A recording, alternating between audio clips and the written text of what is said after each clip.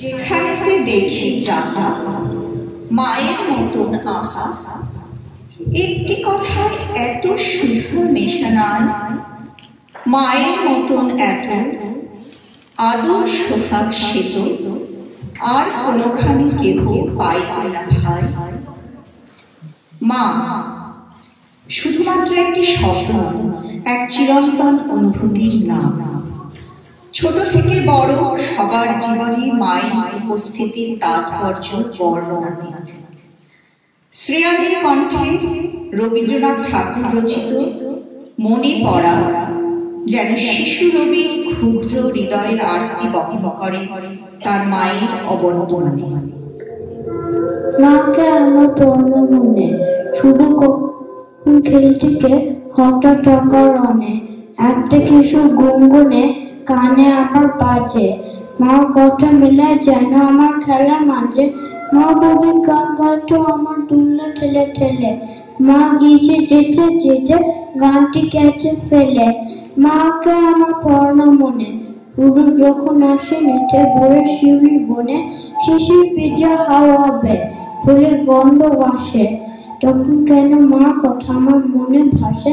মাকে আমার পড়া মনে শুধু যখন বসিকে শুভ করে কোণে, জানলা থেকে তাকায় দূরে নীল আকাশে দেখে, মনে হয় মা আমার পানে চার ছানি মেখে কোলে পড়ে জোরে কবে দেখছো আমাছে, সে চামড়ে রেখে আছে সারা আকাশ।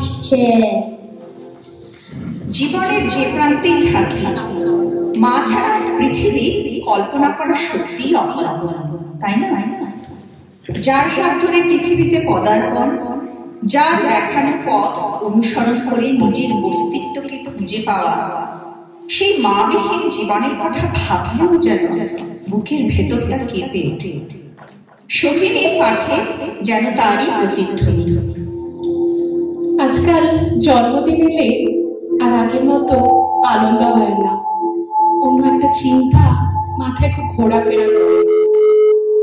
আমার জন্মদিন মানে তো আমার মায়েরও জন্মদিন, মায়ের মা হওয়ার জন্মদিন, তাহলে আমার সঙ্গে সঙ্গে মায়েরও তো বয়স বাড়ছে। কেন জানি না মনে হয় মায়ের বয়স যদি একটা নির্দিষ্ট সংখ্যা এসে থমকে দাঁড়িয়ে যেত, মাকে হারানোর ভয়ে যদি অবচেতন মনে বাসা না বাঁধত, তাহলে হয়তো পৃথিবীর যাবতীয় দুশ্চিন্তা মাথায় নিয়েও অনেক বেশি নিশ্চিন্তে থাকতাম। কারণ যত কষ্ট, যত যন্ত্রণা লাঘব করার, যত চোখের জল মুছিয়ে দেওয়ার ওই একটাই মানুষ তো আছে, যার কোনো বিকল্প নেই, যার কোনো ব্যতিক্রম নেই, যার কোনো ভালোবাসার স্বার্থ নেই, কর্তব্যের লাভ ক্ষতির একচুল হিসেব নেই। সে হলো মা। শরীর খারাপ হলে মা গায়ে মাথায় হাত বুলিয়ে দেয় কর্মক্লান্ত খড়খড়ে হাত দিয়ে, কিন্তু আদরটা তো মোলায়েম। কত রকম ভাবে চুল বাঁধতে পারি, কিন্তু প্রতি সন্ধ্যায় চিরুনি দিয়ে ঝড় ছাড়িয়ে বিনুনি এঁটে কাটার বেঁধে দেওয়ার কি অদ্ভুত প্রশান্তি। জ্বর পেট খারাপে অখাদ্য ডাল ডালে ঝোল দিয়ে নরম ভাত মেখে খাইয়ে দেওয়ার কি অপরিসীম তৃপ্তি। আড়ম্বরহীন রান্না গুছিয়ে পাশ সাজিয়ে দেওয়ার আশ্চর্য ক্ষমতা যে রাখে, সে হলো মা।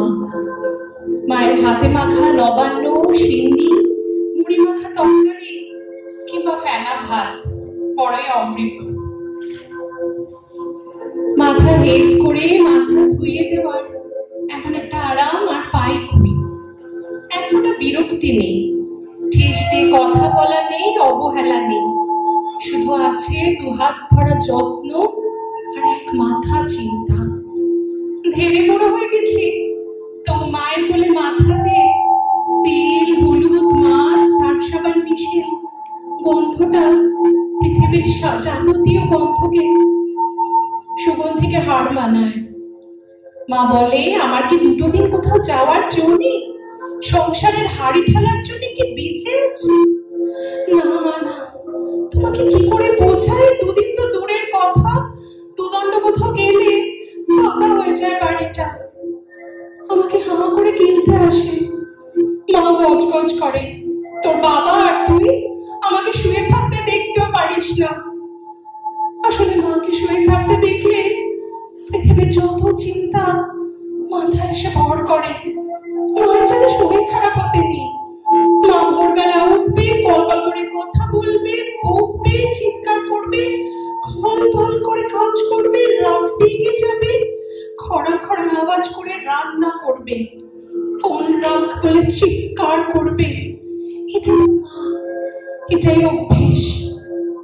মা অসুস্থ হলে সবকিছু কেমন যেন শূন্য লাগে, খা খা করে। আমাদের থেকে কিছু আয়ু যোগ বিয়োগ করে পৃথিবীর সব মাকে অমর করে রাখা যায় না? কিংবা এমন হয় না, মা বাঁচবে যতদিন ঠিক ততদিন আমিও বাঁচবো? কথাগুলো তোমায় বলতে খুব চেষ্টা করি মা, কিন্তু যে কথা বলতে গিয়ে গলার কাছটা ধরে আসে, শব্দগুলো জমিয়ে যায়, সে কথা কি বলা যায়? তুমি বলো।